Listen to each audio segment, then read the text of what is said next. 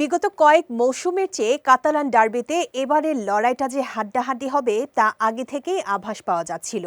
গতকাল রাতে আরসিডিই স্টেডিয়ামে স্বাগতিক এসপানিওলের বিপক্ষে ২-০ গোলে জয়লাভ করেছে শিরোপা প্রত্যাশী বার্সেলোনা।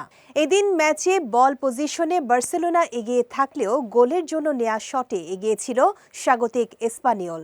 সফরকারীরা ৬৯% বল পজিশন ধরে রেখে ১৩টি শটের ৬টি লক্ষ্যে রাখতে পারে। অন্যদিকে ৩১% বল পজিশন ধরে রেখে সমান শট নিলেও ৭টি লক্ষ্যে রাখতে পেরেছে স্বাগতিকরা। ম্যাচের ৮৬ মিনিটে প্রথম গোলের দেখা পায় বার্সা। ফেরমিন লোপেজের পাস ডি বক্সের বাইরে পেয়ে জোরালো শটে দূরের কোণা দিয়ে বল জালে পাঠান দানি ওলমো।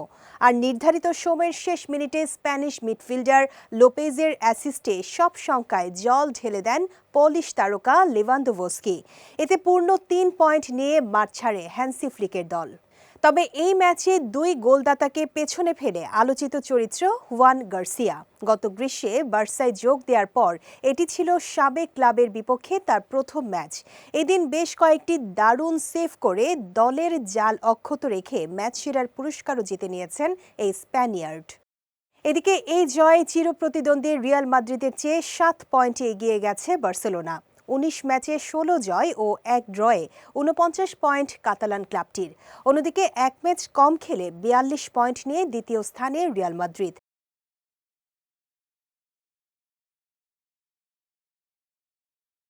পয়েন্ট ব্যবধান ঘুচাতে আজ রাতে রিয়াল বেতিসকে আতিথেয়তা দেবে জাবি আলোনসোর শিষ্যরা।